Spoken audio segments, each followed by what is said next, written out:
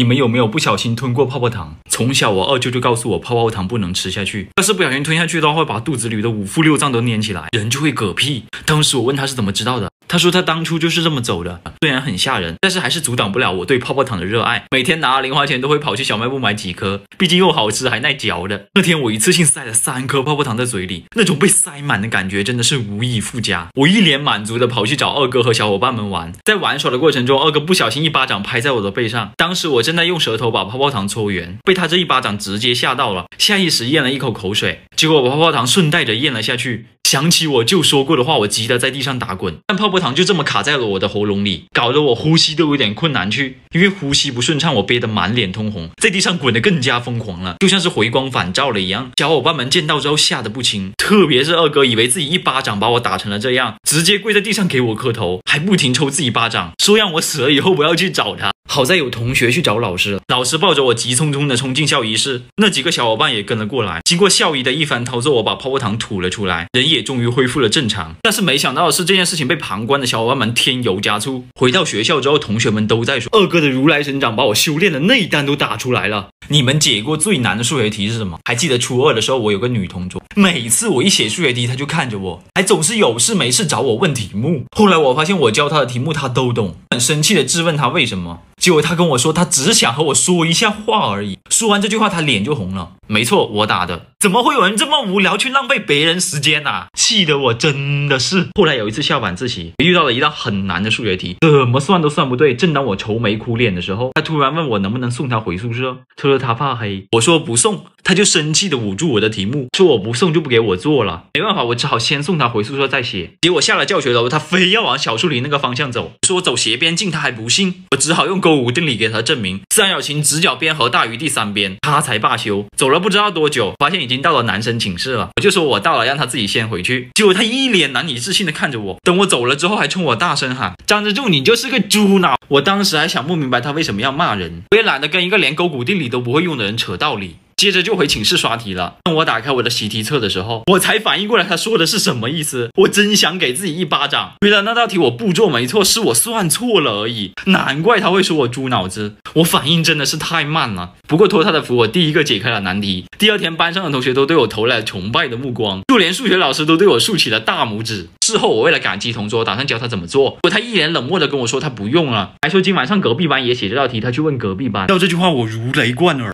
多亏了他。当天晚上连隔壁班数学老师都对我竖起了大拇指。因为什么原因停过课？以前我以为学校只有因为台风等天气原因才会停课，但没想到二哥仅凭一己之力就让全校放假。事情是这样的，暑假补课那几天，我们寝室闻到了一股强烈的臭味。一开始我们把目光放在了二哥脚上，因为那味道跟他的祖传脚臭实在是太像了。可即使是把二哥赶出去了，味道还是没有消失。我们寝室就来了个大扫除。当二哥的床板被抬起来的那一刻，一股窒息的味道扑鼻而来。我们当时几个感觉脑袋一阵眩晕，像是受了魔法攻击一样，浑身无力，恶心干呕。发现10几双没洗的袜子被床板压得平平的，空气清新剂用了好几瓶都没用。我们只好给二哥下了最后通牒，让他1天内想办法解决他的袜子，不然他今晚上抱着袜子睡厕所里。二哥直接就答应了。令我们没有想到的是，向来墨迹的二哥只用半天就解决了他袜子的问题。就在我们以为二哥他认真反省了，结果当天晚上天降暴雨，第二天学校直接炸开，到处都弥漫着二哥的脚臭。更要紧的是，这个味道混合着泥土和雨水的味道，直接发出一股腐臭味。当时的环境我暂且可以用猪神的黄昏来形容，那味道，那感觉像是在学校投放了生化武器一样。没过多久，外面的骂声此起彼伏，隔壁宿舍的同学直接来问我们水臭不臭。之后在我们的逼问之下，二哥只好跟我们坦白，昨天正好学校停水，二哥没办法洗袜子，又不想晚上睡厕所，他就只好带着袜子去学校的蓄水池打水洗。当时二哥只带了装袜子的桶，结果他想都没想就直接把桶系上绳，掉下去打水。接着桶满了，里面的袜子就直接飘了出来，又因为蓄水池口大，袜子飘的到处都是，根本就捞不回来。二哥只能悄悄离开。没办法洗袜子的二哥只好把袜子埋在学校的各处草地里。没想到下了暴雨，直接把袜子全部冲了出来。再加上停水了，学校紧急采用蓄水池供水，才有了现在事情的发生。本来暑假补课学生就在学校不满，现在水还臭了，直接引起学生暴乱，整栋楼的人都沸腾了，闹得副校长亲自出面担保水没有问题。而且为了证明他自己说的话，副校长直接当着大家的面喝了一口。当天副校长因为食物中毒直接送去了医院。最终学校为了改善卫生条件，从而放假休整。二哥也因此成为了这次事件的英雄，甚至他的脚还被同学们评为校园8大奇迹之首。而且有了二哥这次先例之后，每次学校补课时，同学们都会集体不洗脚以示抗议。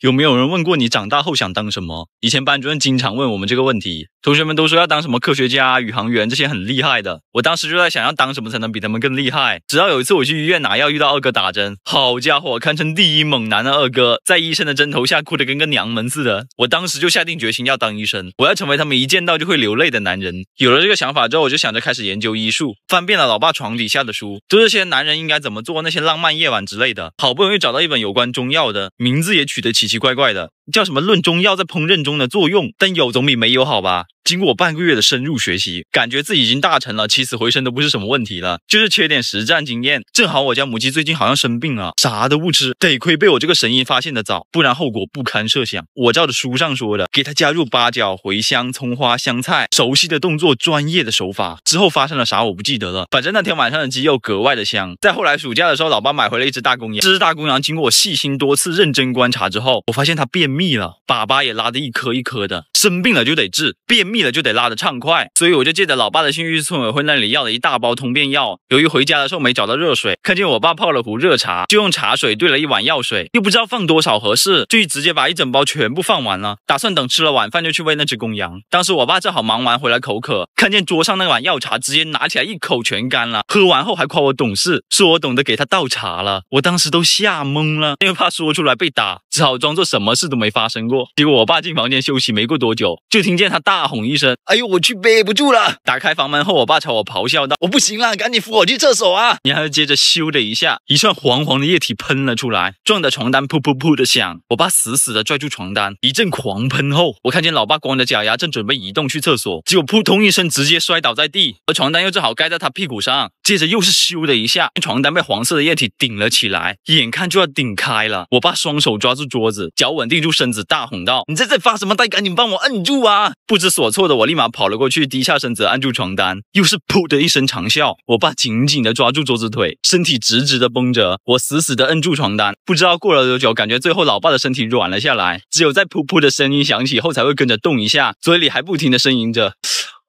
舒服了。前寝室总是发生不愉快的事情，为了解决这个问题，学校打算让我们进行寝室重组，一个班的都可以重新选择寝室成员。对学校来说这是寝室重组，但对于我们来说这可是地盘划分。当时我们302和隔壁301都是6个人，我们寝室想组成7剑下天下，隔壁寝室就想来一个3枪加1炮。这可就尴尬了，现在住外宿的不多，弱小的显然不会被我们放在眼里，因为寝室成员的实力决定了以后寝室战争的胜负。于是二哥就在寝室门上贴了4个字：旺铺招租。可是前来组队的都是些歪瓜裂枣的，于是寝室社长亲自去拉拢号称 A 中猛虎的3胖，并开出了所有人都无法拒绝的条件。3胖只要你肯来，就给你在得物 APP 上买限量款 AJ， 款式全还保真，最重要的是权威鉴别，重赏之下必有猛夫。这招果然有效，3胖踏进了我们302的大门。当晚7剑合璧，把酒言欢。在我们的规划之下，区301已如一团骨灰，弹指间就可灭了。为了增进友谊，二哥还和3胖挤了一张床。然后我们千算万算，没想到3胖对兔肉过敏，由于兔子肉比较补，3胖本来就是肥胖体质，吃了之后就容易上火流鼻血。那天晚上3胖被补出了鼻血，旗子被鲜血染红。当他因为过敏而半夜惊醒的时候，只觉得自己浑身瘙痒，就使劲的挠，最后挠得满身都是血。第二天早上，二哥被浑身是血的3胖吓醒，这件事情被标题党传了出去。不到1天，二哥梦中杀人的谣言传遍了整个学校。3胖迫于压力，只好离开了302。我们寝室也因为二哥臭名远扬，再也没招到过人，一直到毕业旺铺招租还贴在寝室的大门上。